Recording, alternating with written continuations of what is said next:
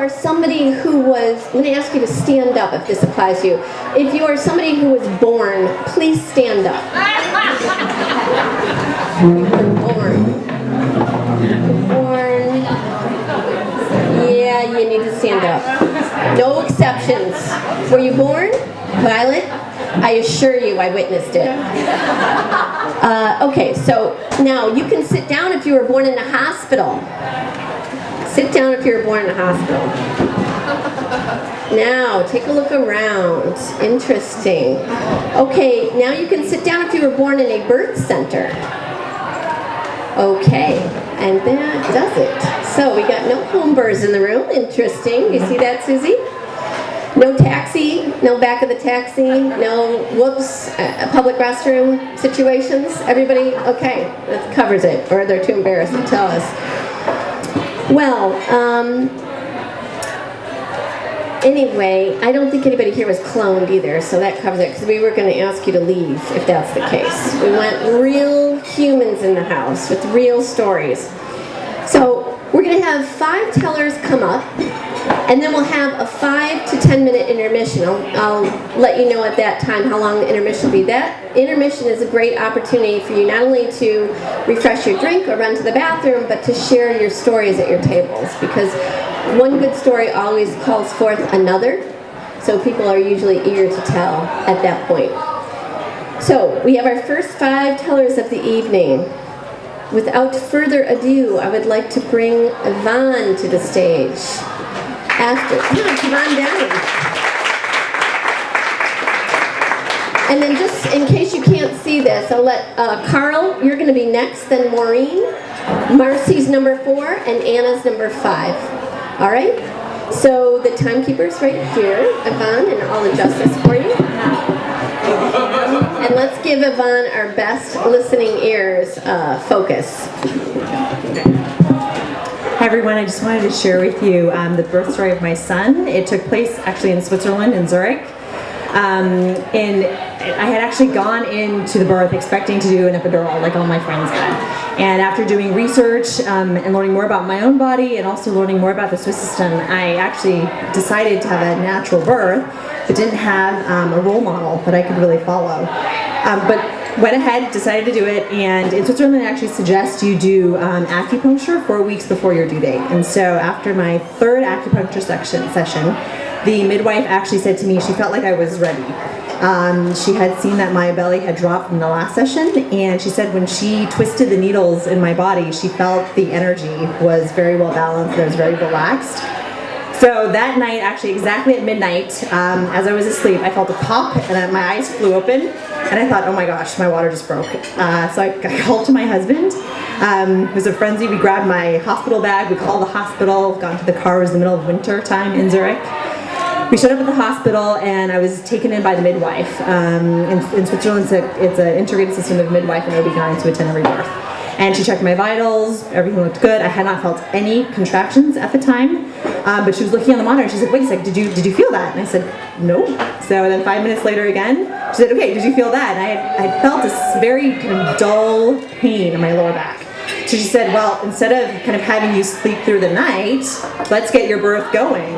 So she suggested I go for a walk with my husband. It was the middle of winter again, so she suggested we take the stairs, which I'd never heard of before. So I grabbed my bathrobe, flip-flops, we're padding through this deserted hospital hallway, and we started down the stairs, started at floor D. By the time we got to K, my contractions were intense enough that I really had to stop and catch my breath. And so we decided to go back to the intake room.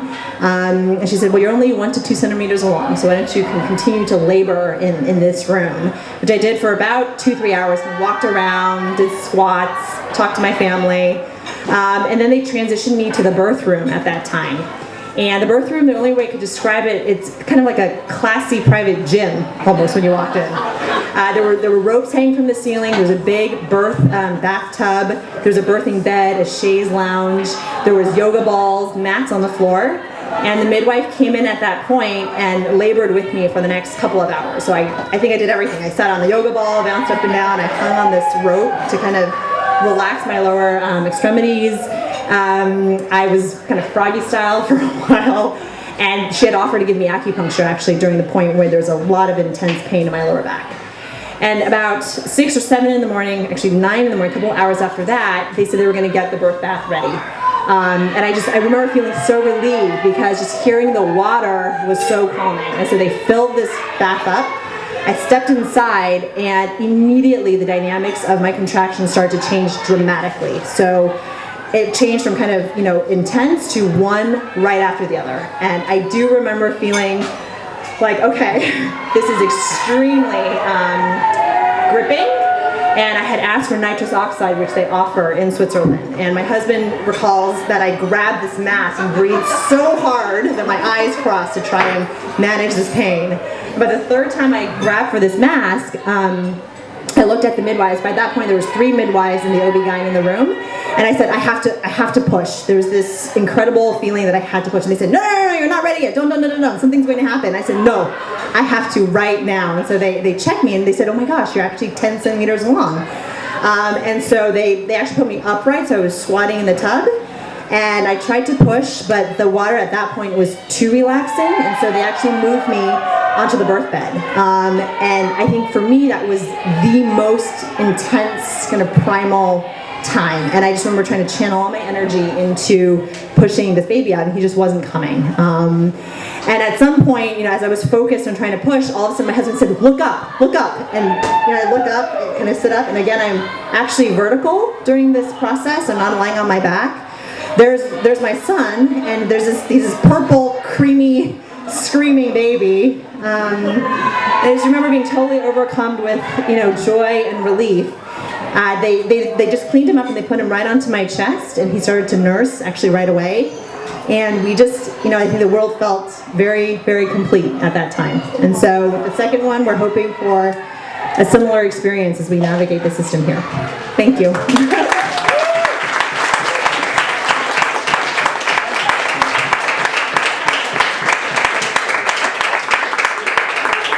Thank you, Yvonne, for being our first teller. So and welcome to the new people. So what you want to do right now is make some notes. Oh, patty cake in the back, Alexi. You want to make some notes on Yvonne's story so that once you've heard 10 tellers, at the end of hearing 10 tellers, you're going to circle the one that you liked the best. And we're going to give some prizes away. So it's important to take good notes. It just occurred to me when Yvonne was telling that story that if you're a female who's ever accused of being pushy, you can just say, if we weren't pushy, you probably wouldn't be here, right? So there you go. We need to be pushy. And women, we're in an interesting time right now where I feel like, well, it's not that I feel, we're at the end of a 5,000-year patriarch cycle. We're coming into a matriarch cycle. And it's exciting. You can feel the energy of it everywhere. And one of the reasons is we've always had this incredible power. The moon, moon was always associated with a female's cycle and bleeding. So back in the ancient caveman time, the caveman knew that these females would bleed when the moon was a certain shape in the sky. And that scared them to death. It scared them so much because they thought the woman was controlling the heavens. If that wasn't scary enough, she would bleed and not die. All they knew is they would go out and shoot an animal, the animal would bleed and die. So here you got this chick controlling the heavens, bleeding, not dying, and now what? She's making another human. Oh my God. Oh. So that's where we used to be, where the woman was revered as a very powerful, necessary thing for existence. And babies were born helpless and dependent. If you're here right now, it's because someone not just took care of you when you were a helpless infant, but you were actually loved and nurtured, because they've shown that if you aren't loved, you don't survive as a human species. So this is a very interesting thing when you think about all the implications of it. All right, so I'm going to bring up the next teller, and that is Carl. Carl, are you here? Where are you? There's Carl. That's right. Women aren't the only ones with birth stories. Okay, he didn't push the baby out. I'm pretty confident of that, but I imagine he has some thoughts and feelings about it. Let's make sure this is stuff for you.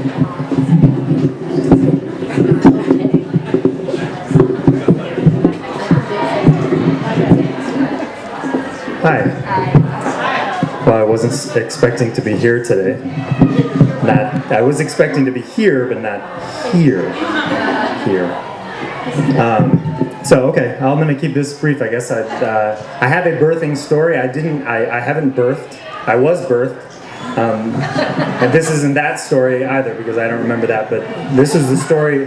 So I had a story. This was my brother's, my dad's story, really, the story that he likes to tell, but it was about my brother's birth that I was present for. And I do remember, I was an 8-year-old when my brother was born. I have an older sister who was about 12 at the time, was 4 years older than me, and I guess I set the stage with the fact that my parents are kind of hippies in the sense that, in sort of the Peter, Paul, and Mary variety of hippies, everything was kind of open and loving, and so we were all there and invited to be a part of this birth, and I didn't know for it to be otherwise. You know, as an 8-year-old, I was very, very excited for my brother to enter the world, and so, and it was our family doctor who I knew well, and I was an inquisitive, precocious kid and very interested in what was happening and not afraid, as opposed to my sister, who was very horrified and afraid as a 12-year-old girl. She did not want to be a part of it, but we found ourselves, I don't remember the labor process being very long. I wasn't, again, not a part of it in any real way other than that I was present, but that at the moment, sort of at game time, we were all, it seemed, trapped kind of in the side of the hospital bed where, you know, the doctor was there and my mom was there and my sister and my dad and myself and my grandfather and my grandmother and my uncle, my mom's brother, all there, kind of trapped between the doctor and my mom and just present for this. So I recall, I think actually my dad found a way to get to the other side of the table, and they were playing soothing whale sounds from a tape recorder. I think it was 1988 at the time, and so it was a tape recorder and there was whale sounds playing, but because whale sounds was a real subtle kind of nuanced recording, and the tape recording technology at the time not the best, so you had to turn it really loud to hear the whale sounds for it to have any effect, and so it was kind of, you know, and it was staticky, but this was supposed to be soothing. But meanwhile, I was making noise, I was asking questions, and I think my sister was horrified and making noise, and so they had to turn the whale sounds up really loud. But I was there, I remember looking, I was next to the doctor being like, what's this, what's going on, you know, Dr. Barnes, what am I seeing right now? And he was like, that's your brother, and I was, you know, right there, ready, very excited to receive my brother. And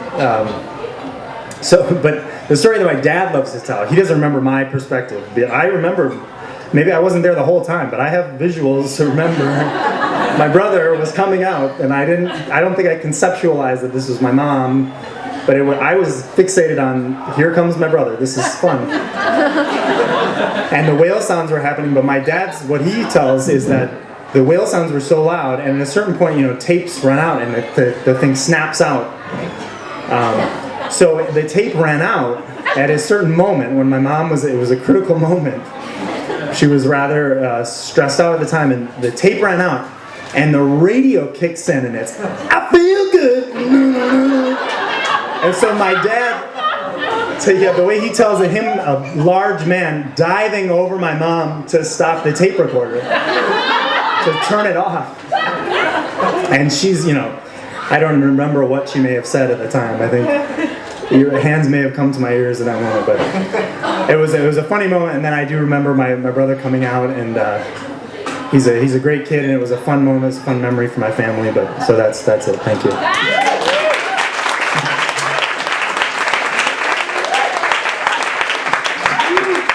Thank you, Carl.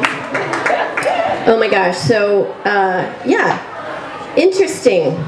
That is I'm guessing that you've always used birth control too. You don't need to answer that, but I'm the oldest of 7 children, and I can tell you that when I was 17 and I had the boyfriend, I went to Planned Parenthood and I went on the pill, and I never went without birth control, because when you have a mother, when you see what childbirth is, when you take care of children, you know what the consequences are, just put it that way. You're very careful. So I think that's a good strategy. I think parents should invite their children in to see what the consequences are. Nothing quite like that visual that's burned forever in your brain. It's okay. You'll survive. We all have. All right, where's Maureen? Where are you, Maureen? Here she comes. Don't forget to make some notes about the tellers, because you will, as you can see, as the stories go on, they'll start to blend into one master story at the end.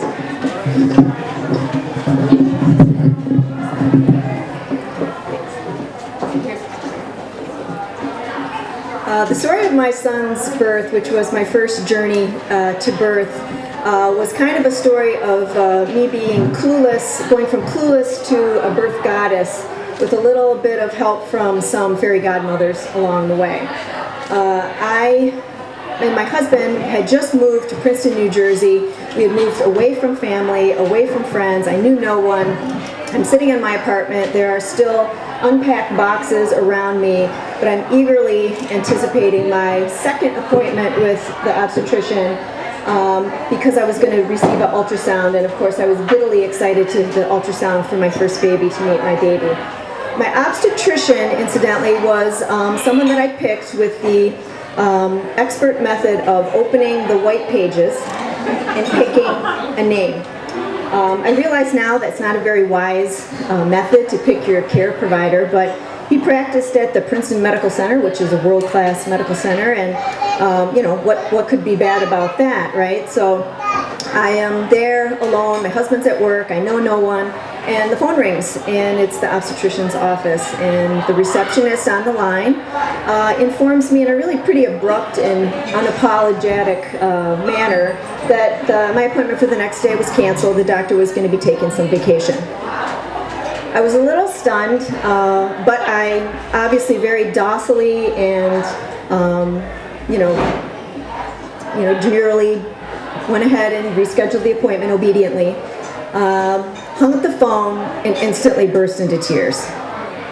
I was crying, I was sobbing, I was beside myself, I was so distressed, and also had this white hot feeling of shame come over me. I was embarrassed that I was so upset over something so silly as, a rescheduled appointment. Why was I so bothered by this? But I really was upset, so I started thinking, why are you so upset? And it occurred to me at that moment that the people that I had chosen to care for me in my birth experience really didn't care about me at all. I was a name on an appointment list that could easily be shuffled or moved, very low priority. It was kind of a harsh reality and a bit of a slap in the face, a kind of a wake-up call. So I was dejected and feeling very low, but I picked myself up, dusted myself off, and I headed into work, which was a tiny, lovely little consignment shop that had children's clothes, baby things, car seats, slings, maternity wear, little onesies. It was the coziest place, and it was called Family Born. And I was drawn to it. I was drawn to the space. I was drawn to these lovely, wise ladies, the AKA fairy godmothers that worked there. And it was owned by a birth center, a freestanding birth center, and run by midwives. Of course, if you remember, I'm clueless, so I have no idea what a birth center is. I have no idea what a midwife is. I'm not really sure if she's like a witch or someone that comes out of the woods. But I love the space. I'm drawn to the space, and I'm happy there as I'm pregnant, about 4 or 5 months pregnant, working there. So these fairy godmothers quickly told me, realized I was upset, teased out of me what was wrong, and said, of course you have every reason to be upset. You're alone, you're by yourself. You should have, you should have every reason to be upset. You should be receiving TLC during your care. You deserve that. So they asked if I considered going to the birth center, but I was afraid. I thought, why would I want to go to the birth center without any access to pain medication? But they quickly told me that it was possible to do that at the hospital. You could have the midwifery care and still go to the hospital. So my husband and I thought, well, maybe we should take a tour of the birth center. I had gone from being dejected and low to having some hope that there was a better way that I could do this. When we went to the birth center, it was an old home that had been redone with couches and quilts and windows and light and love and everything streaming around. And when they described the way that they treated the pregnant women through their care, it became really obvious to us that we had to make, we were going to make a choice here. We could choose a crowded, cramped, uncomfortable journey, probably as quick as possible via coach, ticket with the first obstetrician, or we could choose a more of a first-class travel, comfort, attention, calm. It was a no-brainer. We chose the first-class travel. It was a great experience, and I feel like although the doula or the midwife or the wise women that sprinkle magic on fairy dust, that's not really what makes a good birth. The mother herself has to do it. It's not magical, someone else can't do it for you. But I think it's my responsibility, and everyone's a responsibility who is a wise woman or man, to reach back and help younger people learn about how to travel when you're doing the journey of birth, because if you really want to be a birth goddess, you have to travel first class.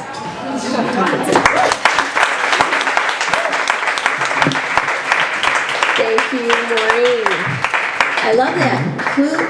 Hi, Sharon. I'm so glad are you waving at me? Hi. Sharon's excited. Are you going to tell a story? I won't pull you up right now or anything. I'll give you time to figure it out. This is all great. Clueless to Goddess. I wrote that down. I love that. Clueless to Goddess. Great phrase. Yeah, it's one of the most vulnerable times of your life. How many here have a baby right now in their stomach? I know yours. In their uterus. Let's get the terminologies. I swallowed a baby. I do have food babies every so often, but I'm not talking about that kind. So we have, only one pregnant lady in the house? No others? Somebody got something hatching in a petri dish somewhere? No? Okay, just checking. Got it covered all now. There is that moment, so with it's an incredibly vulnerable time, and when you realize how vulnerable you are, you can be the strong, do-it-all woman, but then there's that moment with your first child when you look down. The whole time you're excited. The whole time you start the belly rubbing thing, and you tell everybody about being pregnant and your due date, and it's all, "Can I have a baby? I'm so excited. Can I have a baby? When are you gonna have a baby? When's your baby due? How's your baby? Baby." And then there's that moment in which your body morphs into something you never could have even imagined. And it moves like an alien. Your belly button is long gone. Your feet are long gone. All that. But there's a moment in which I think you feel very much alone, because you look down and you realize this is coming out one way or another.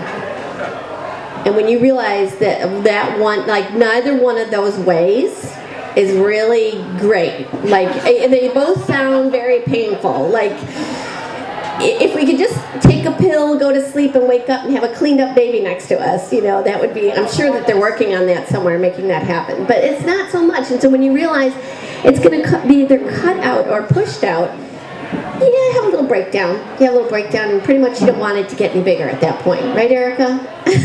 Yeah, Erica just had her third baby. Please don't get any bigger. But somehow you forget all that, and you end up signing up for more. So let's hear from our next teller. Oh, she's right there in a bright red dress. Marcy is our next teller. Marcy is a co-host with me. We do the women all-female comedy night at Bella Luna once a month, Comedy with Wings, and we have a lot of fun doing it because women have a lot to say. Let's hear it from Marcy.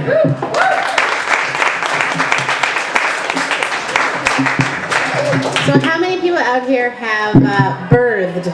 Raise by your hand. All right, we've got some birthers out there. So I am actually here today to tell you that birth can be a very positive experience. I think that we have a long history of telling and out-telling each other horrible birth stories, one after the other, of how traumatic and awful and painful But it took me 3 births in 4 years to get there. And you're going to get all 3 for the price of 1 in 4 minutes and 39 seconds. Baby number 1, I've got 3 girls. I had the clueless birth. That's awesome. I think you should all have a clueless birth sometime in your life. You just kind of like say okay to whatever the people in the hospital say. And you get like a self-administered button, and you can just give yourself drugs and it feels awesome, and your personality is the same, and you just feel nothing, and you sit around for like 24 hours, and then the baby comes out, she doesn't know how to breastfeed, and maybe you have to like intravenously put your breast milk through some colostrum tube through your finger or something.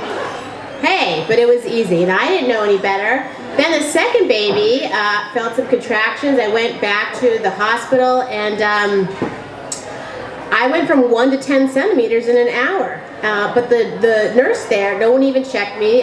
They said, you should go home. You're only a centimeter. So I was like, well, I'm just feeling like maybe I should just stay here and walk around. So I walked around, and suddenly I started getting the shakes, and I was kind of like looking at these Christmas cards from other people who had had these great births, and I'm kind of wobbling on one foot, and my husband's just looking at me going 1, 2, 3, 4, 4, 3, 2, 1, and he doesn't know what to do. And I went back to the nurse and I said, I'm dying, and she said, oh, pain is subjective.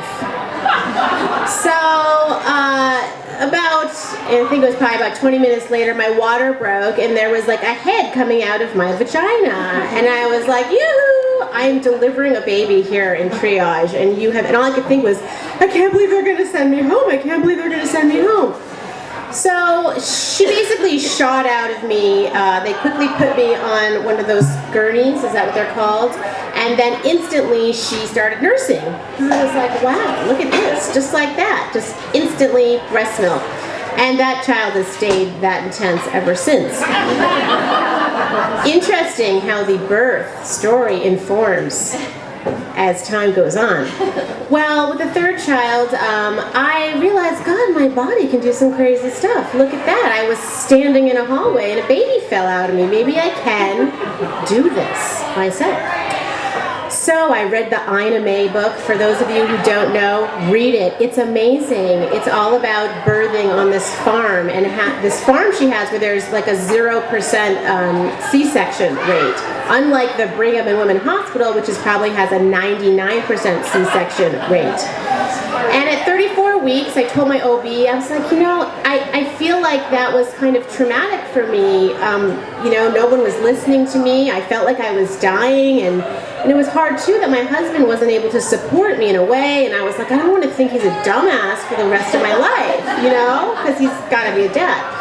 So I was like, and my OB looked at me and she said, don't you think trauma is a little bit strong of a word? And I was like, how dare you question me? And then it grew, and I knew I am going to have an Ina May birth. And I left at 34 weeks, and I found a doula, and I found a midwife, and I switched hospitals, and I said, I want a tub, and I am going to do this.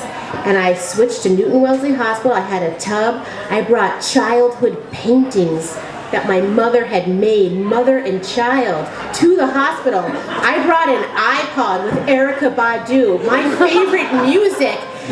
And when I first started having contractions, I didn't go to the hospital. I went to Crystal Lake, and I slow danced with my husband.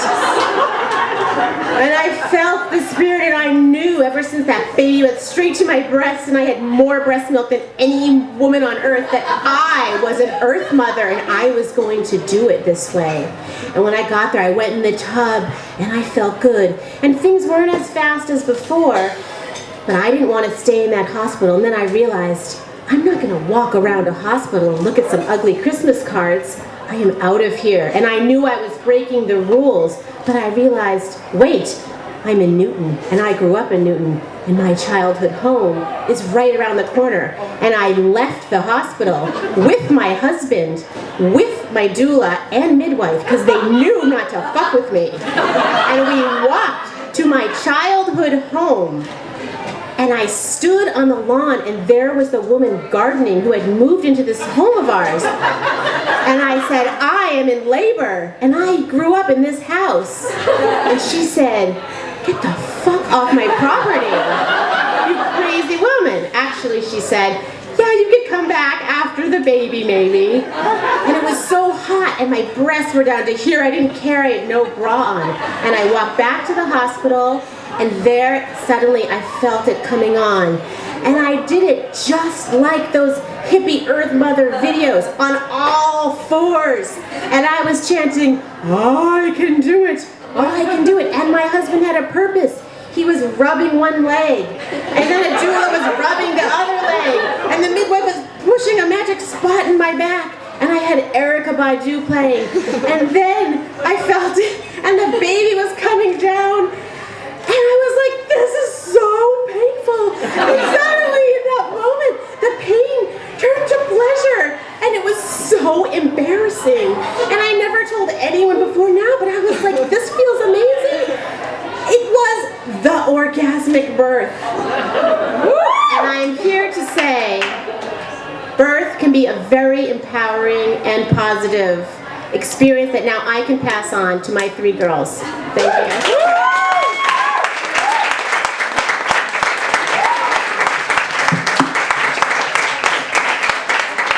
I couldn't bear to interrupt her orgasm. That's basically what happened there. Let her finish up. Thanks, Marcy. A moment, I got the whole visual. Did you? And knowing your husband, I could just picture the purpose. Oh my gosh. Is everybody having a good time? All right. And so make sure that you're making notes. Also, you may be inspired at this point to throw your name into the hat. Ina May's book. Who here has read that book? Great, excellent. That is the go-to, the Bible every mother should read. I read it and planned on having a home birth. However, I ended up with 2 C-sections. So, unfortunately, it always doesn't work out, but I think that it would have had I had a better midwife. Come on in. If you have any empty seat next to you. Oh, there's one there. There's one there. Okay, so we have one more teller, and then we're going to take a short break in which you can share some stories at your tables. Anna. I was wondering if it was...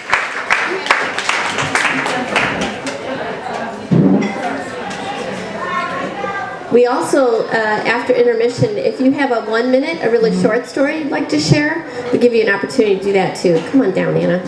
All right, the timekeeper's right there. Let's hear it for Anna.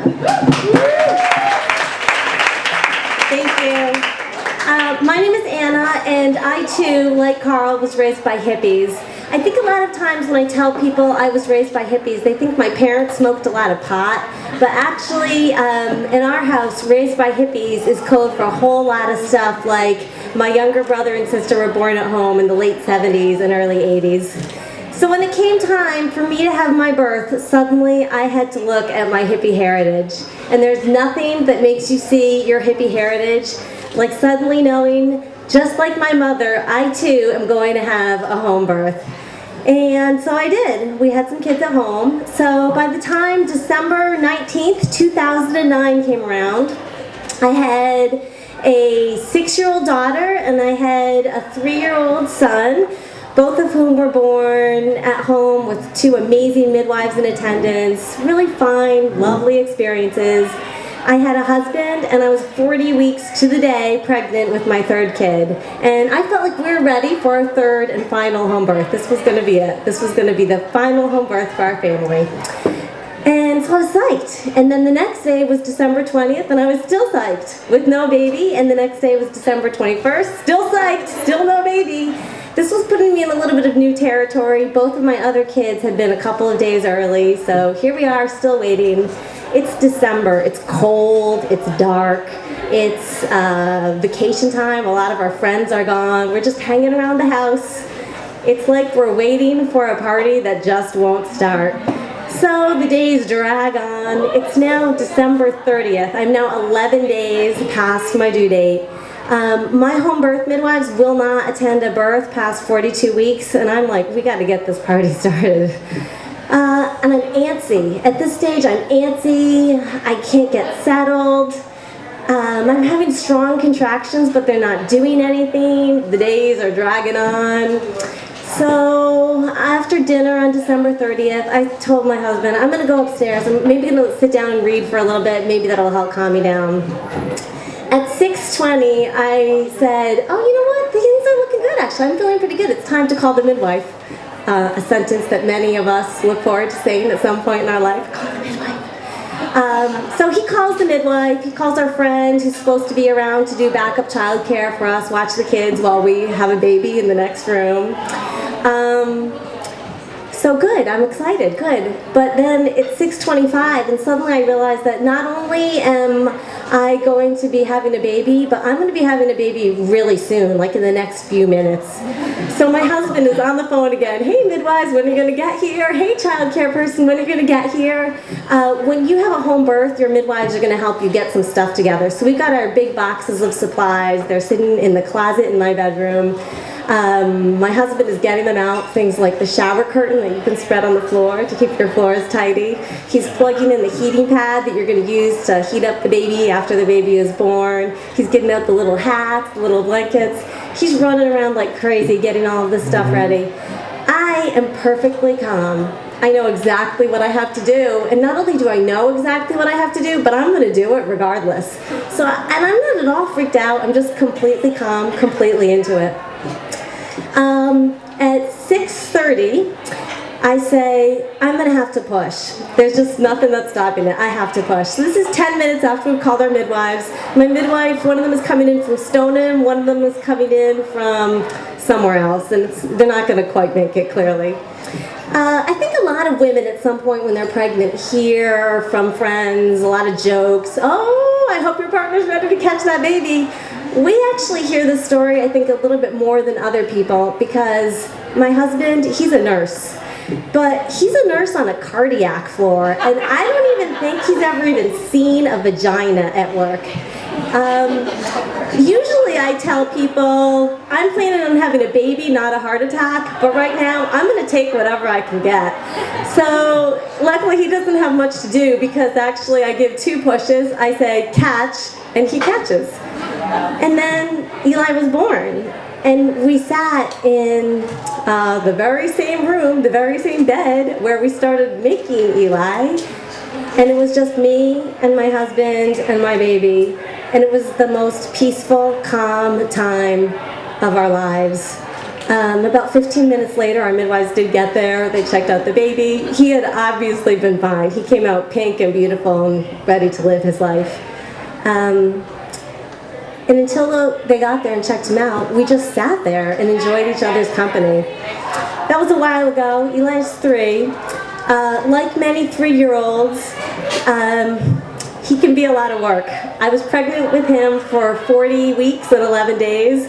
I was in labor with him for 20 minutes, and then I gave 2 pushes and he was born. Being his parent is a lot harder than that. And I often try to think back to that first gift that he gave me, which was those 15 most peaceful minutes in my life.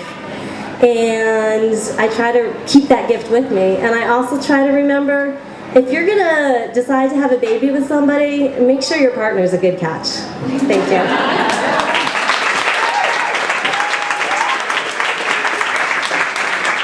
Oh boy, it's amazing. I could hear these all night long. It's great hearing everybody's story. And they're all unique. Every single one of them are unique.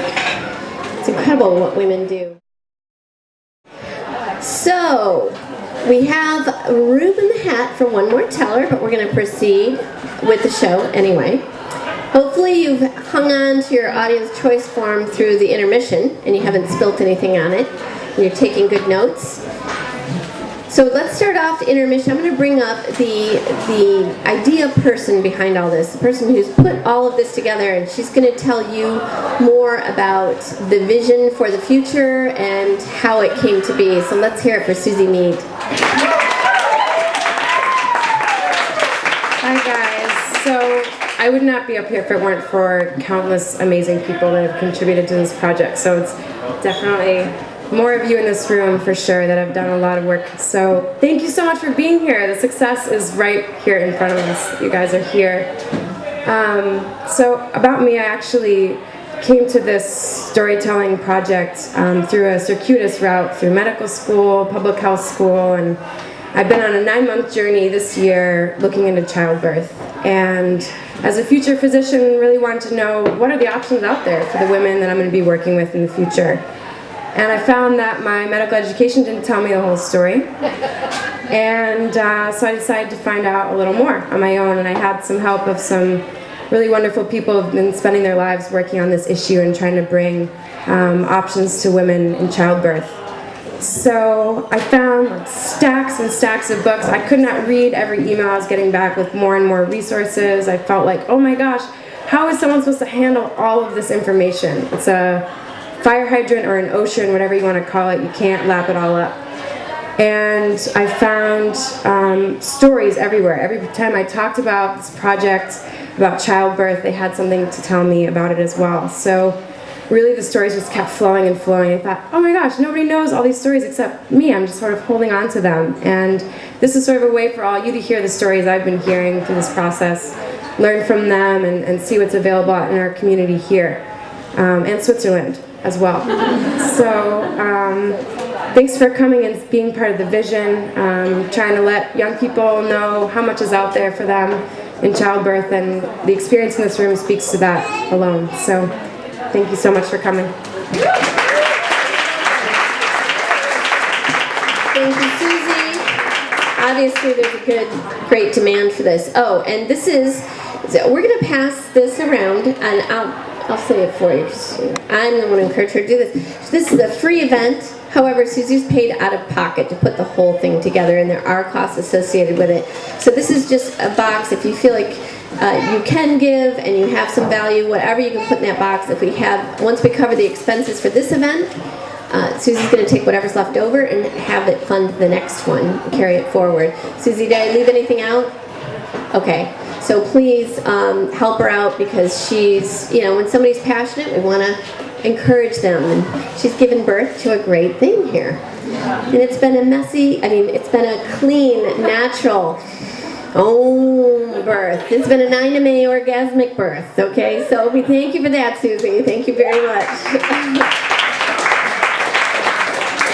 Not the least of which, what comes out of this, storytelling is always a powerful thing. It's a very community building, humanizing thing. We've seen the power of it with Mass Mouth over the years, and the moth, things like the moth. But this particular theme, the birth story, is so invaluable, because when you think of the impact of, I see some younger faces in the crowd, people who maybe haven't given birth yet, to be educated more about the options, about what can go wrong, what happens, what could be possible. You're not just impacting that particular female's birth experience, but think of that child, that human coming into the world, and the way they come into the world. It just has this ripple effect that can never be accounted for, and I think we know that, but I want to underscore it because it is such an amazing experience to be able to contribute to that. So thank you for everyone who's been brave and come up here and told their story. And we do have 5 tellers for the second half, which I will not delay any further. And number 6 is Marie. Where are you, Marie? There she is. Oh, hey. You're not going to need those notes. I'm really the nervous. timekeeper is right there. Awesome. Your nerves are going to go away because the story's going to carry you. Okay. Hey. Put my notes over there. I magically said. Hi. So I'm not telling this story as a birther. I'm telling the story as a non-birther. I've never had my own children, but I've been a birth doula in Western Massachusetts for about 5 years. I was trained in 2007, and it's been my passion since I was 16. I was this weird kid carrying around pregnancy books in high school, and everyone was like, "What are you doing?" No, I'm not pregnant, guys, I promise. I'm just like really obsessed with it. So I wanted to share with you, I was really conflicted about which story to tell, because I have so many amazing stories, but one of the ones that is very close to my heart is the story of a woman who will probably never ever get to tell her birth story. And this is because she is now, I guess, a 17-year-old teen mother, hopefully still of one. But at the time that I knew her, she was a 13-year-old mother, first time delivering in Bay State Hospital.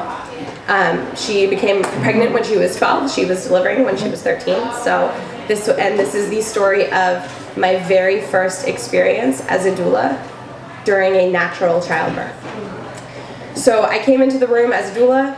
I had not met with her prenatally at all. We had an on-call program established with Bay State Hospital and the midwives there, which is incredible.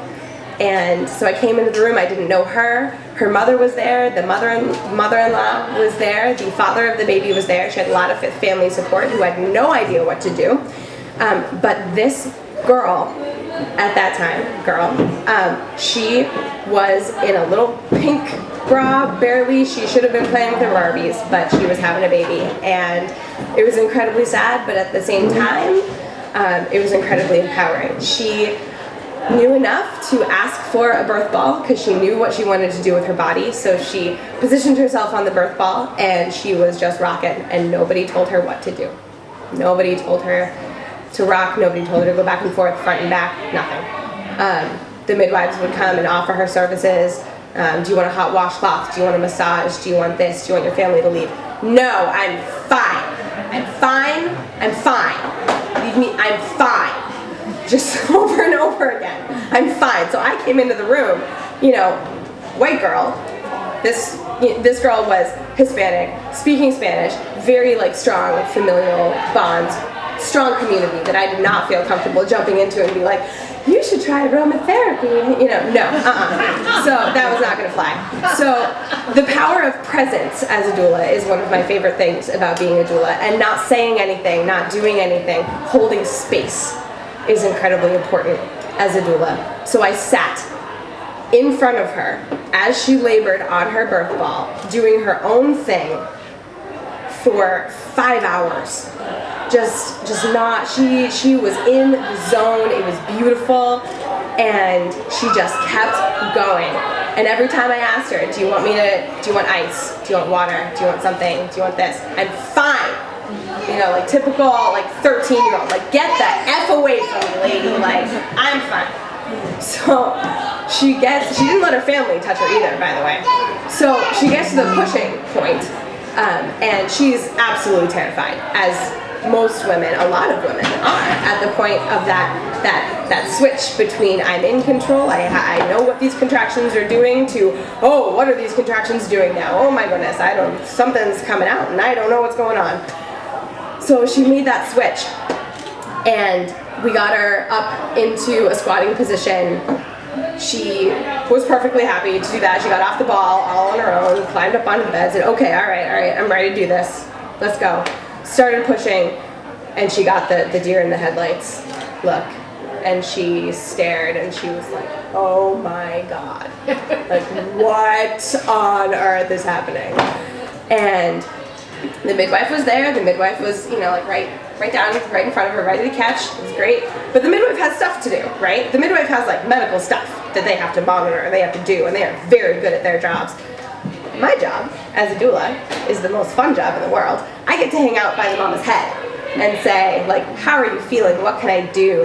Look into my eyes. What can I do for you? How can I help you? And so I knew she didn't want to be touched. I knew she didn't want to be interacted with. She was doing her own thing. So I get up by her head, and all of a sudden she looks at me, totally glassy-eyed, and she just grabs my head and pulls it into her chest and pushes with all her might into my head. Into my head. Over and over and over. And in between pushes, she would let go. I didn't touch you. I didn't do anything. What are you talking about? And then all of a sudden, glassy-eyed, looked at me, grabbed my head, and I was the only one she made eye contact with. The whole time she was pushing. But she made that connection with another woman in the room while she was pushing, and you could see something click. And the reason I called her a woman at the beginning of this story, and then sort of shifted into calling her a girl, and now I'm shifting into calling her a woman again, because during that period, she transitioned. And she caught her own baby. She reached down and she caught her own baby and she brought her baby up, and that little pink bralette disappeared, and she nursed her son in front of everyone, and it was gorgeous. And that was the very first natural childbirth that I ever saw.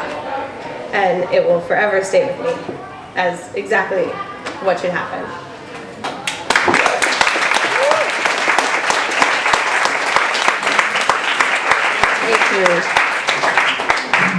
Well, my daughter was working the door and she was 13, so that story is interesting. And I can't even imagine, I know, funny, but I can't even imagine that girl being, but I can imagine her going, "You don't know anything." Because that's 13. It's special. It's basically abusive.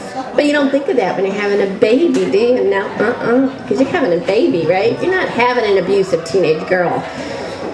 But that's what you're really having, because it's the stage they go through, and it's the ultimate hazing experience of motherhood. And that's when, not only do you need women around you to support you when you're giving birth, when you have a teenage daughter, you need as many women as you can possibly get around you to support you through that shit, because that is something. They scan you. They go through all of your past lives. They know every single vulnerability you have. And in 5 words or less, they can crush your soul like a laser. It's really special, but, you know, they do come out of it. I don't recommend it. Let's go on to our next teller. The next teller of the night is a friend of mine. She is also one of the co-founders of the Mass Mouth storyslam that we run in this room. She's the mother of 4 girls. And I know for a fact that she's had some serious adventures in mothering. She's my go-to for all of my mothering problems. Let's hear it for Nora Dooley.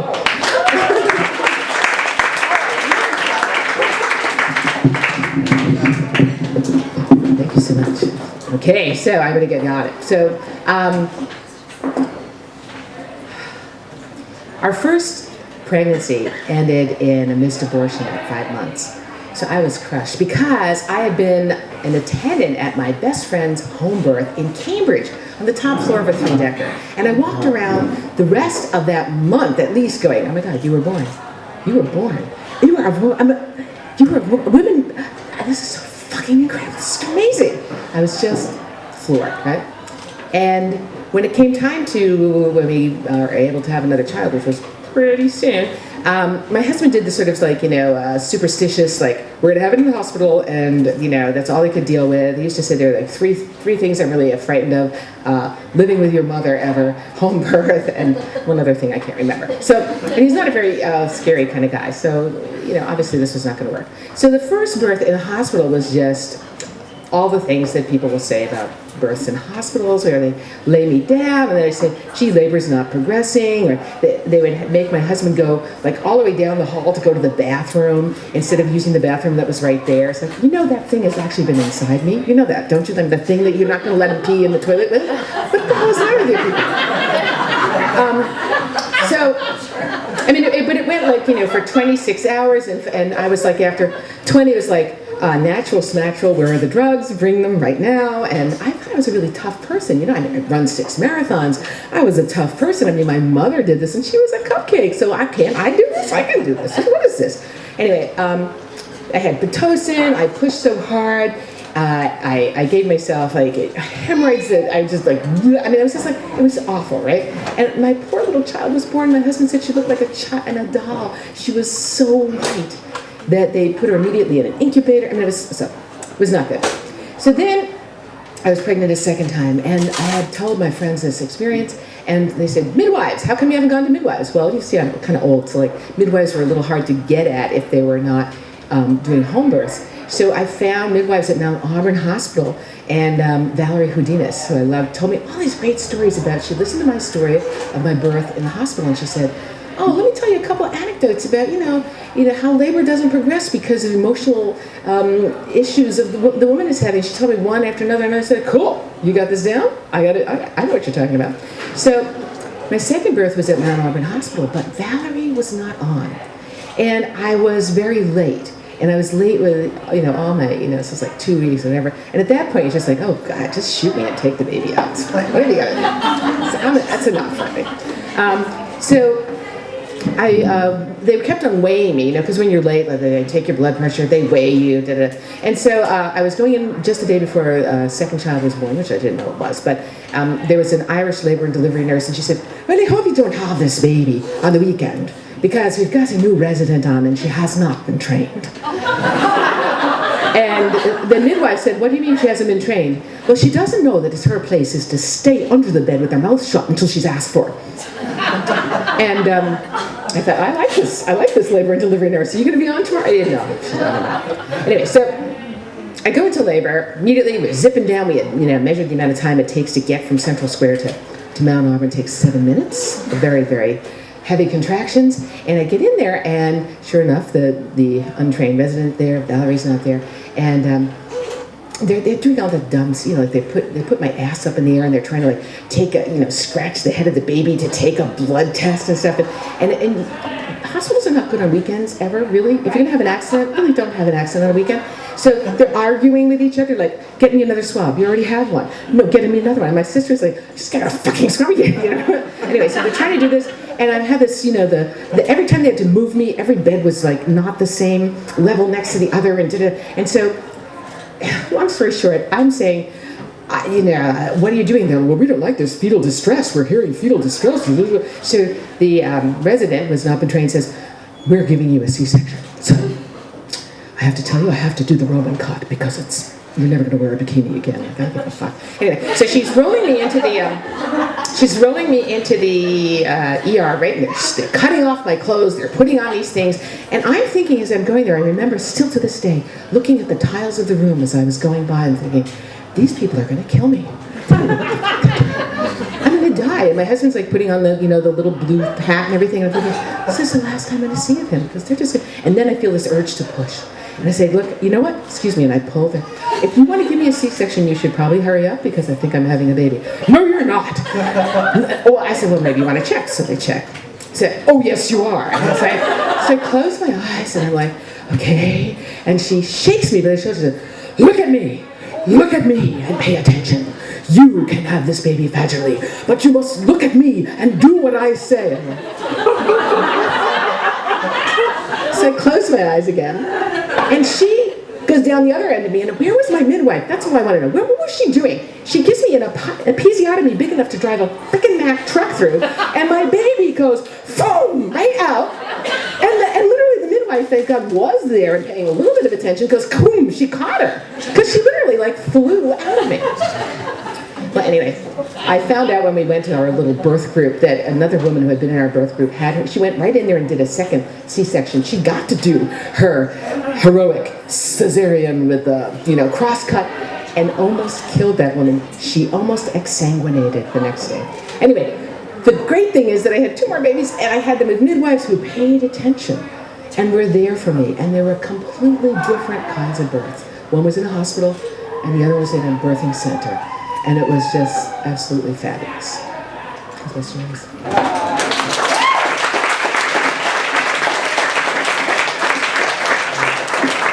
Goodness. So you're making notes. After the next teller, I want to give an opportunity for a 1-minute story. So if you wanted to have an experience to tell something short, it's a great thing to do. We love to hear as many stories as we can. I'm just thinking of so many things. Sorry, I took a red eye last night back from California. My brain's going, what? That story's funny, that story's funny. I'd like to give you a little time to make notes, and I was just thinking, I had a mother who had 7 children, and when she had 7 children, she was 18 when she had me, and she was 40 when she had my youngest brother, who's getting married this weekend. She likes to refer to us as numbers. I'm number 1, and this is number 5 right here, my sister Kate. So, yeah, that's how she talks about us. But when I was 17, she had my brother Kurt.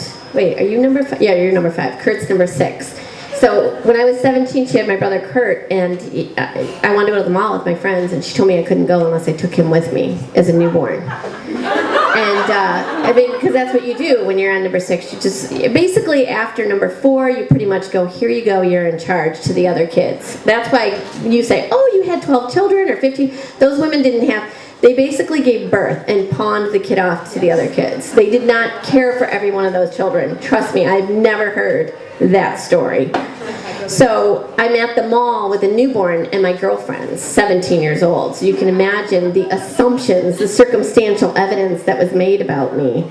I had ladies coming up to me going, shame on you. And I'm like, what? Shame on you. I'm like, oh my God, do you think this is my baby? This isn't my baby. This is my brother, you know? So I came home and told my mom, I am never taking one of your children to the mall again, ever. But, you know, that's how I learned how to use multiple forms of birth control, to have control over conception, the moment of conception. I knew what I was in for. Now, let's hear from another teller.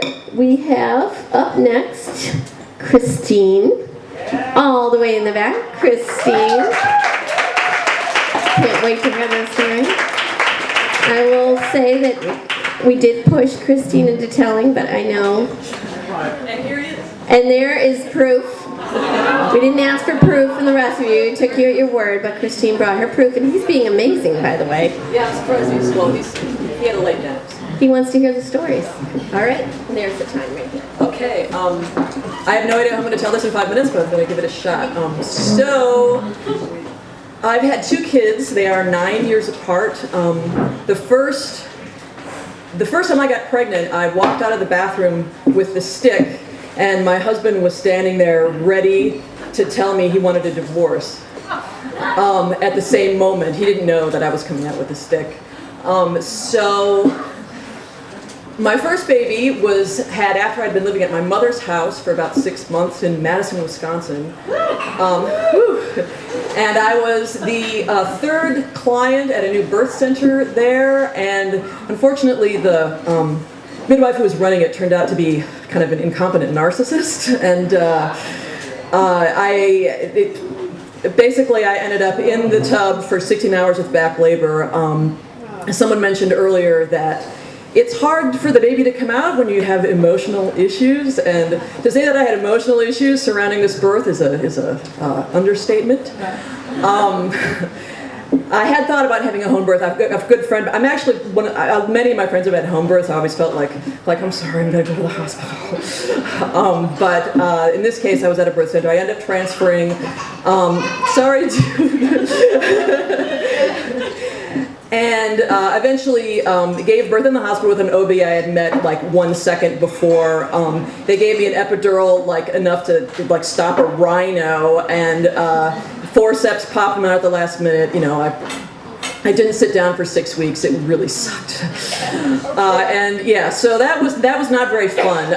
9 years later, things have turned around quite a lot in my life. I've gotten back together with HR, who's on the storytelling circuit. You might know him. He was my favorite college person. And lo and behold, I'm 43 years old, and well, let's see if I can, have another one. And it actually ended up happening surprisingly easily, maybe because he's younger than me, I don't know. I ended up having a baby in Boston. I've studied the history of medicine. I'm a natural birth person. I, again, didn't want to have a home birth at this time, but I wanted to go where there was a tub, where I could have midwives, and do it in a different way. I also wanted to make sure that this time I wasn't with a bunch of incompetent narcissists. I wanted to be with people who I loved and trusted and wanted to be with me. So my friend Candace, who's sitting back there, was there. I got an awesome doula who was also a home birth midwife. Who, just in case, I was really hoping that I would have the baby in the car on the way to the hospital, but I didn't. However, I was still, going in, and there's one midwife I loved at the Harvard Vanguard practice. There's another one I didn't love so much, and unfortunately, on my 40-week appointment, I went in, and that was the midwife. She's like, okay, we'll go in and get an ultrasound because this is just what we do. And my age, none of this had ever come up at all the entire time, the whole time. They were just like, whatever, it's Boston. We don't consider, and so you're only advanced maternal age when you're 40, because everybody in this town's having babies when they're 38. There's they just do, the gray hair baby, it just, there's lots of them. It's normal. So I went in, and as we're going to the HR to the ultrasound, I said, okay, this is what's going to happen. I'm going to go in, they're going to do the ultrasound, and they're going to say, something terrible, and if you don't do this right away, your baby's going to die. And I was like, this is what's going to happen. So you walk in, everything's fine. I go in, they measure the amniotic fluid, and they're like, oh no, you have low amniotic fluid. You must have this baby immediately, right now. And I'm like, oh Christ. So I was like, so I called the midwife. It was the midwife I didn't like, and she says to me, the midwife says to me, if you don't go to the hospital right now, your baby could die. And I was like, seriously, you fucking telling me this? This is not what you should tell a woman who's 40 weeks pregnant. So I go to the hospital, we stall, we stay there all night, we mess around, like all kinds of things to kind of get things happening. And they basically leave us in the triage bed, like all night long. And we're like, go away, well, we're fine. HR's like reading a book about the Mars landing, like whatever. So during the night, bloody show, woohoo! I put something on a Kleenex, and I still put it in a little jar, and I kept it forever just to know that I was doing this. But in the morning, they were going to do a Pitocin thing, and off we went. In the morning, I was 3 centimeters dilated, ready to go. They did start the Pitocin. I did have, I had the machine, but I had all my own stuff. And wonderful support by my friends, and I ended up having an awesome time. He was born, it was great, and it was a wonderful experience.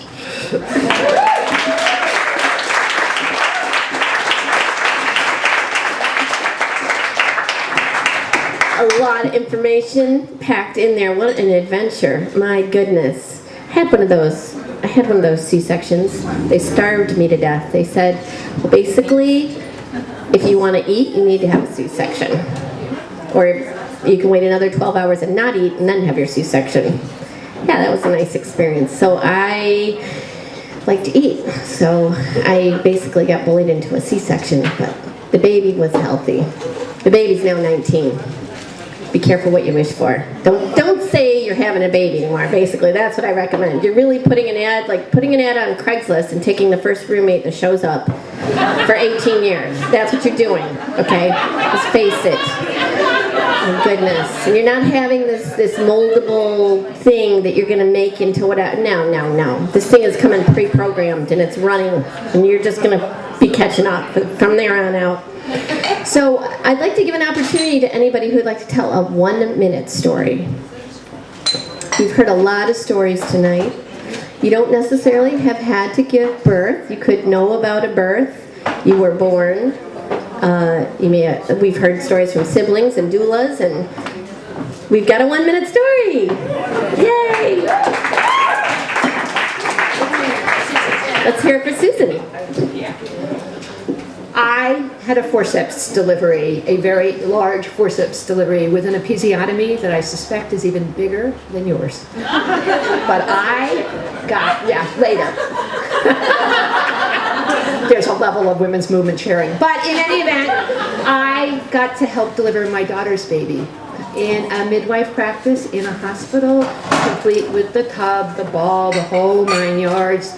And my family overcooks children, so I went 2 weeks late with one, late, quote unquote, and 8 days late with the other. My daughter also went 10 days. The first baby she had, they forced her into C-section. In the second, she was a VBAC, and she did it. Thank you. For those of you who don't know, a VBAC is, it's okay. I mean, if you have a C-section and then you have a vaginal birth, that's called a VBAC. My next teller, the next teller of the evening is one of the comedians that performs with us at Comedy with Wings at Bella Luna. There's little yellow cards I just want to bring your attention to called the Ha Ha Mama Show. Marcy, who you heard, and Erica, who you heard, and 5 other female comedians will be performing on Mother's Day at Nick's Comedy Stop. So please take the cards, tell everyone it's our 3rd year doing it. It's a phenomenal show. It's all comedy about motherhood. So without further ado, Erica, come on down.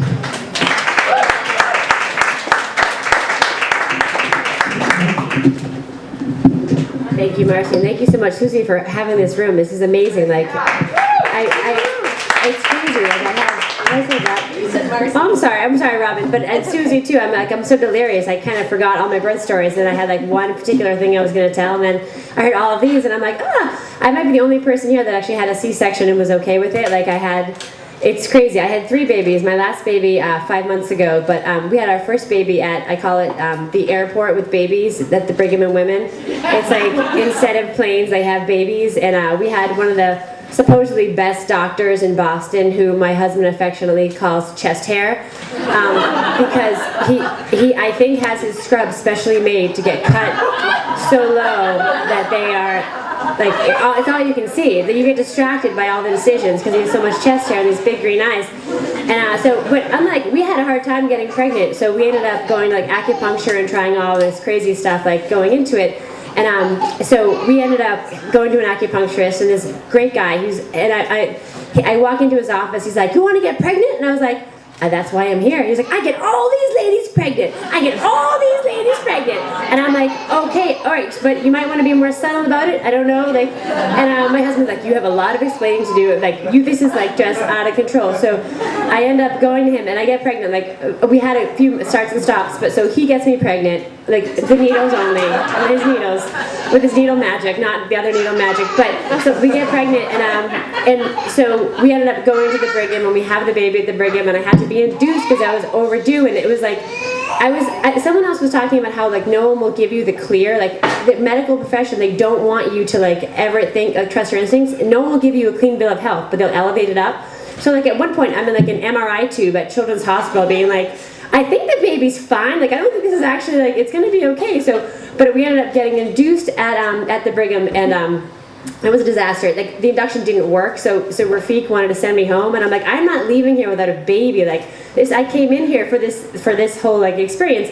And so my husband said, like at that moment there was this like great Irish nurse who like broke my water. The next thing I know, like my husband said my neck unhooked, and he goes, "You look like." I looked over and I'm about to have our first child. He goes, he started laughing. He goes, "You had no neck. Your whole neck was like this," and all of a sudden the baby comes flying out, this big crazy alien baby who did not want to come, and he's been a diva ever since. But he really is so high maintenance, and so the next baby I went to Newton Wellesley Hospital, which was an amazing experience. It was a little bit different. Woman doctor, loved her to death, but the baby was so big. I was huge, and I'm like, all right, I'm a little self-conscious about it. So but they're like, no, this baby's big. It's a big baby. It's a really, really big baby. And I was like, I go, well, I had the first one, it was like 9 pounds, I can do this. She's like, no, it's all head. The baby's all head. Okay, and I was like, okay, so I don't know what that means. So she talked me into having a C-section, and she goes, like, it's just dangerous for you to have this baby. And I was like, maybe I could pull it off. She pulls this kid out. She's over 11 pounds, okay? And she's all head, okay? So let's just say, like, that year, Dr. McKinnon got a Christmas card from my vagina. Okay, that was like, thank you for not letting me have this baby this way, but the other way. And so I'm in the unique position now where I've had a baby the regular way with like all the drugs, and it was like, oh, is it painful? And I was like, no, I was the one that was, I had a lot of drugs. So it was like kind of that feeling you get when you wake up like hungover on New Year's Day in a strange place, and you can't find your keys, and you don't remember where you parked your car. Then your car got towed, like, that uncomfortable feeling, like, oh, I'm never gonna get home. Like, that's what my birth story was like. But now, if I had to compare a C-section versus a regular birth, like, a C-section is like, I don't know if you've ever had your windshield replaced, like, in your driveway, and it's like the easiest thing that can possibly happen to your car. It's because insurance pays for it. Like, you don't even have to leave your house. Like, you just like wave to them from the window, you call them, it's in and it's out. Whereas like the other way, it's like getting T-boned by a Mack truck, okay? Like on like some deserted highway, and you don't have health insurance, and you may have had a few drinks, so the accident is definitely your fault. And then like, and my husband was like, he was trying to talk me into doing a VBAC for the third. I'm like, no. So I explained that he's like, there's stuff coming from you don't even know where it is. Like, it's just like, and then you pee I'm peeing my pants probably right now because of that 9-pound baby. But at the end of the day, the C-section was very civilized, and it was a very magical experience. The baby was ginormous. And our third baby, who's now 5 months old, is another huge baby, all head, literally all head. I don't know what happened. I don't know what happened to the whole situation, but it's exciting because the baby who was all head just got her clean bill of health from Children's Hospital that there's nothing wrong with her head. She just has a big head. I was like, thank you. Literally $20,000 in Blue Cross Blue Shield insurance medicals, and I was like, have you seen my husband's head? He's like, yeah, no, it's just freakishly big. It's just freakishly big. And but thank God, so everyone's healthy and fine. But my husband wants to have the fourth now, and I'm like, you can do that with your next wife. I'm done. At this juncture, I think we got a little bit more leeway to go. But but with Samantha now, the new little baby Phoebe is very, very sweet and very kind, and I hope that she actually makes it to her first birthday because the other kids, as you know, like to hide them and do other things with them. And as long as you find them, I guess that's okay. But with that's my 3 birth stories in one, I guess. Thank you. But thank you so much for having us.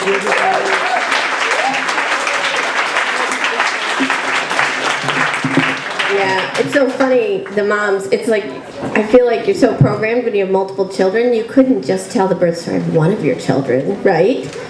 You're programmed, you know, there's hell to pay. You gotta treat them all individually, you gotta treat them all the same. You gotta tell 4 birth stories in one, 3 birth stories in one, you gotta tell them all. Even though one may not be so exciting. But that's what happens when you have multiple children. You learn. You have to treat them all the same. And even when you do, they still think you play favorites. Pretty much. So, we have one final teller of the evening. Before we bring up the final teller, while you're making notes, is there any other 1-minute stories out there? I feel it. Oh yeah, bring the baby. You know, that way you're the rock star. All right, we got props. Big Daddy's in the house. I just wanted to expand this whole Mars thing that Christine referred to was that so we go in, we haven't had any actual signs of. We just camp out that one night in the triage room. We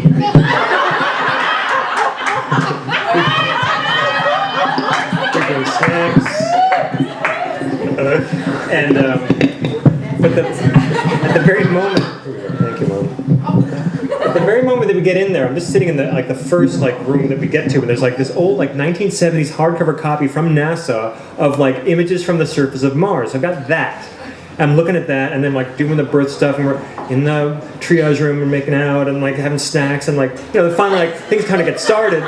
But I keep this Mars book here, and the other thing I brought in, I've got there's Mars, and there's the Pitocin, and then the tub, and then we take a break for Thai food, and then in my bag I've got Martin Buber's Tales from the Hasidim. So I go back and forth between the surface of Mars and the Hasidim, and then literally 3 minutes before he was in, he came out, and then I'm a dad,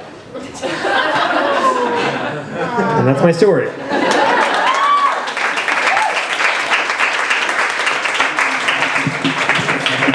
And I know for a fact that, thank you HR, that Susie does want more men to stand up and tell stories. So this is not a female event because we do need that one donation in order to make a human, and we'd like to hear, how you feel about your contributions and how you're affected by the outcome of it all. Because we know that you have your own perspective, and it's very interesting for us to hear that. So we have a final teller for the evening. And once that teller has told, we have a chance to make notes on that teller. I'm going to give you a summary of each one of the tellers so you can review. And then you're going to hold your voting forms up. You're going to circle one teller, and you're going to be able to have another chance to chat at your tables while those votes are being calculated. So let's bring up our 10th teller of this fabulous night, and that is Nashira. Oh, she's right nearby. Thank you. I'm going to take some liberties and grab a chair. I got it. Hi. I didn't come prepared to tell the story, but I'm kind of moved and a little nervous too, so bear with me. I'm just going to pick up on the theme. There were a couple of folks who referenced their hippie parents earlier, so I'm among you. I was born in 1979 in a hospital in Connecticut to a single mom. Though she was in a relationship with my dad, she didn't have any expectations that he was going to show up at the hospital. So she had a really terrible birth experience with me, in spite of having a really wonderful hippie community around her, including this cooperative living situation in daycare called the Dandelion Farm. So maybe may sound like where some of you are either from or are familiar with. But so, you know, a bunch of tofu eating kind of. That's when tofu came in barrels. Those of you remember that? So there was a really wonderful community around her, but she, in spite of that, had a really terrible hospital birth being a single mom, and they wouldn't print birth announcements of single parents in the late 70s, and so the front page of my baby book has a picture of me, you know, in that first moment screaming, and my mom put a bubble that said, "I hate hospital births." And then she also kind of made a faux birth announcement and always let us know that, you know, that damn hospital would not print my birth announcement because she was a single parent. So she married someone else, and 7 years later, my sister was born on April 29th, so tomorrow will be her 26th birthday, and she was not here earlier when everyone was asked to stand up if you were born at home. I think she's probably the only one in the room now that was a home birth. So I was 7 years old, and Mariah was born at home, and it was a very windy day. She went without a name for a week, but I think that's one of the luxuries of having a home birth, is that you don't really have to play by the rules, and so she went without a name for a week. She was the baby. But ultimately she was named Mariah after the song they call The Wind Mariah. She was born on a really windy day, and the story is that, you know, it was about 3 hours from start to finish. Mom went for a long walk. It was a blustery, windy day, and next thing you know, Mariah was here. I was 7 years old. Fast forward 2 years later, at this point my mom had then started her own doula business and was kind of totally in the women's movement, women's health, natural childbirth stuff, and so she was a doula. I ended up kind of going around with her to a lot of homes and to a lot of births, and so I feel like around me there were just a lot of birthing women. My brother was born 2 years later, almost to the month, March, and I was 9 years old. Excuse me. So at that time, birth was kind of like old hat to me. You know, there was like a lot of birthing and pregnant women around me. So the day that my brother was born, same thing, kind of 3 hours, early morning, between 7 and 10 a.m. Both these children came. And it was kind of such old hat at that point that when my mom was in labor with my brother, they were telling me, you know, come in the room. And I was in the neighboring room reading Nancy Drew mysteries, and I yelled into them, just tell me when she's crowning. Because I was 9 and I was kind of over it at that point. And when my brother was born, then I asked somebody to drive me to school, and they wouldn't. They wanted me to stay around and like be a part of it, but it all felt kind of normal at that point to have all these babies and midwives around. So then after that, my mom actually became a midwife. She went to the program at Yale and became a midwife in Connecticut, and so again, just there's been like all of this birth and natural birth and home birth in my life, and so I am planning a home birth now.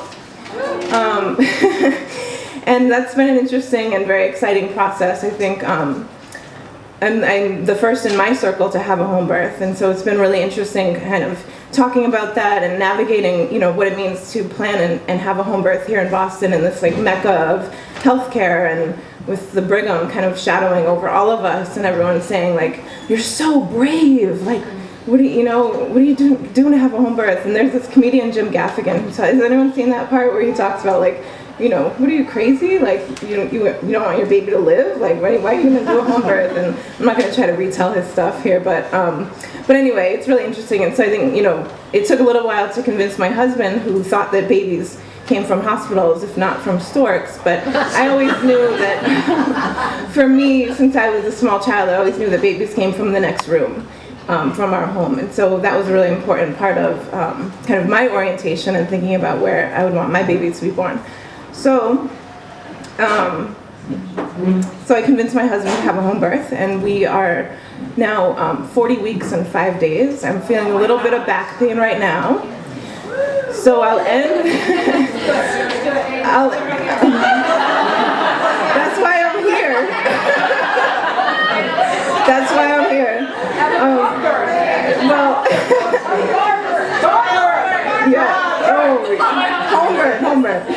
I'm hoping I can make it to Dorchester, but I'll end by saying this. You know, coming here tonight to be a part of this circle was really meaningful, and kind of as I think about my own birth story and the possibility that, well, whatever it is, if it happens tonight or later this week, that being here with all of you will be a part of my birth story, and sharing it with my best friend and my sister on the eve of her birthday, and the chance that we'll share, that our baby will share her birthday tomorrow is really exciting. And that my mom will drive up from Connecticut, you know, on a moment's notice, she's ready to come. And so that's all part of the birth story that I will have and come back and share next time.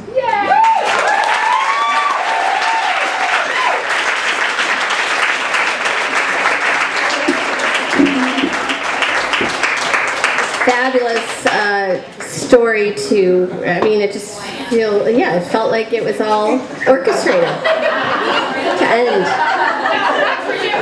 So you're making notes with Nashira. So did you have a good time?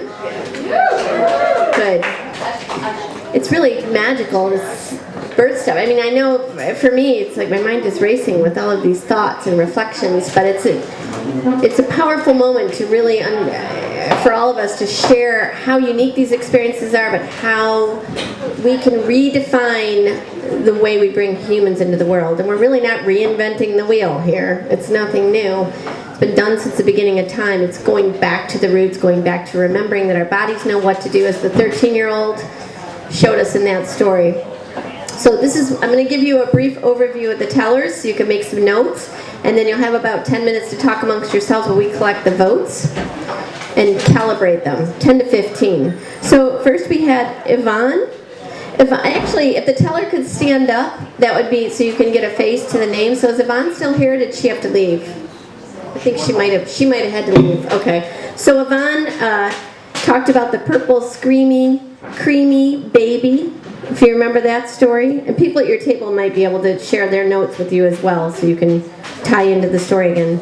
Second, we had Carl tonight. He had witnessed in 1988 a home birth. He had the whale sounds on the cassette tape, which flipped. Oh, it was the hospital. I'm sorry. Why did I write that? Okay, maybe my notes aren't that reliable. He had the whale sounds that tripped into I Feel Good.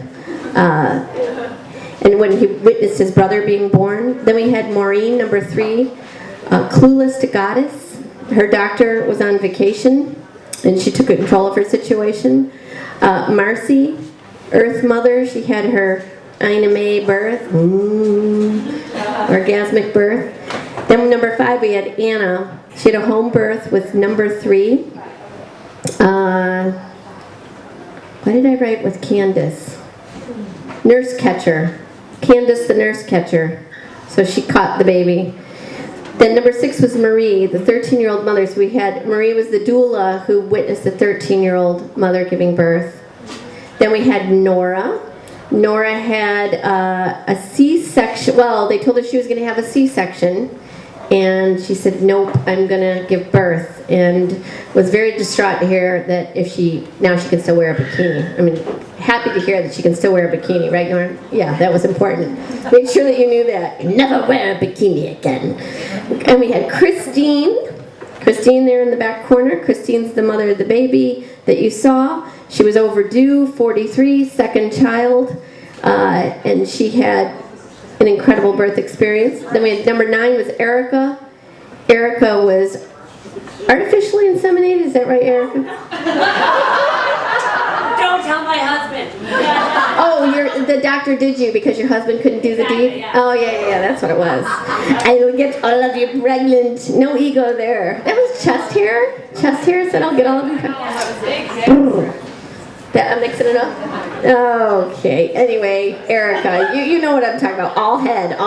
That's Erica. 11-pound babies. And the last story was Nashira, which you just heard about. And I think an important thing about Nashira's story is what's normal, what we think is normal is what we're exposed to, right? So if we grow up with a mother or a birth experience where women don't breastfeed and they give formula, where women give birth in hospitals, we think that that's normal. if we grow up with a home birth, that was your experience, you think that that's normal. It's true of any human experience. Whatever you surround yourself with, that's what you come to experience as normal.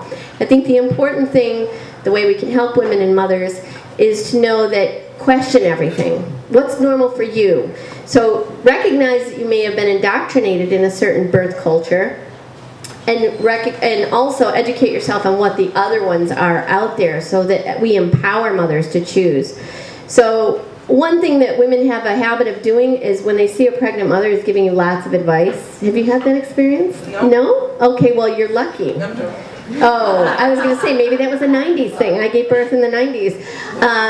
But you usually get lots and lots and lots of unsolicited advice. The best advice, the best thing I think we can do for any mother-to-be or any person who's thinking of being a mother is to allow them the space to decide for themselves. And I always like to tell new moms, whatever you feel, that's what you need to fight for. Whatever you feel, because you know what's right, because you're so connected with that baby. When you have that baby inside of you for 9 to 10 months, you know your body, you know what that baby needs, and it's really important that we make the space and that we advocate for women. And you're most vulnerable when you're tied up, when you're in birth and whatever. You just need people to get out of your way, but also to listen to you. And if we can just do that, mothers know best, as the saying goes. So, circle one of your favorite tellers for the evening. When you have your votes, hold them high in the air. You can talk amongst yourselves at your tables. Please fill out the surveys as well. I'll come back up to the microphone once we have the winners. So go ahead and make that happen. We're back with the mic.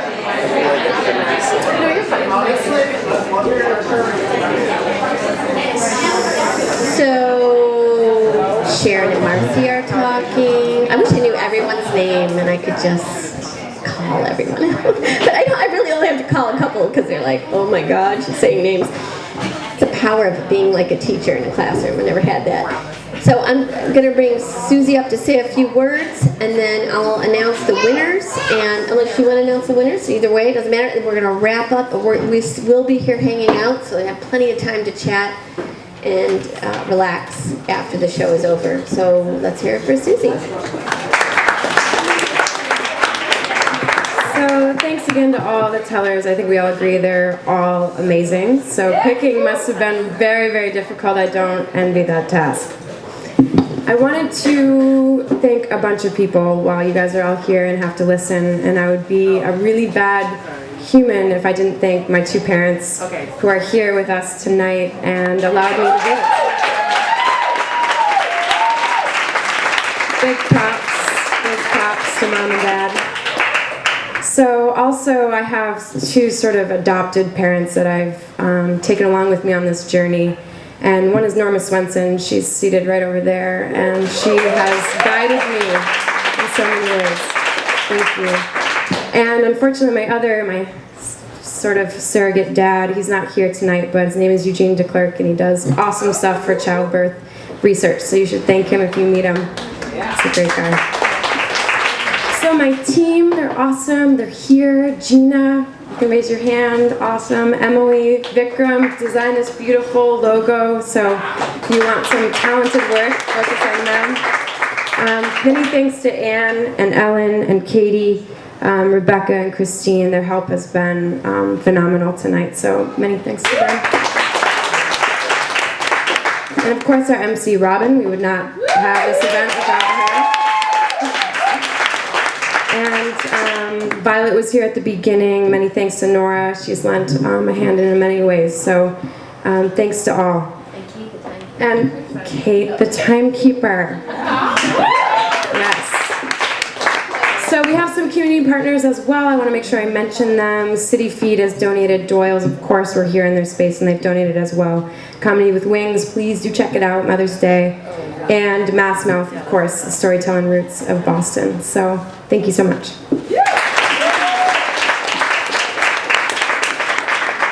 All right. The moment you've all been waiting for. Yes, it was apparent that it was difficult because we do have a tie for first place. And the prizes, we have 2 different first place prizes, and one set is 2 free tickets to come to the Ha Ha Mama comedy show and a glass from Doyle's, and the other one is a $25 gift certificate for Doyle's and a glass from Doyle's. So your 2 winners that have tied, and we'd love to have you come up and remain up here, and then I'll announce we do have a 3rd place, well, really 2nd place, so we can take photos. And those winners are Erica Welch and Nashira.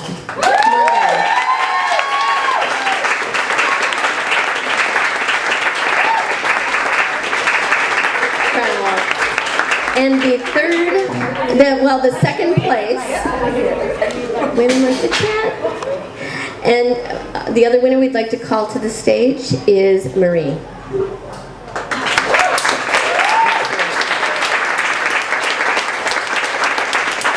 We're going to take some pictures with these ladies and give them their prizes. You're going to hear more from us, especially if you gave an email.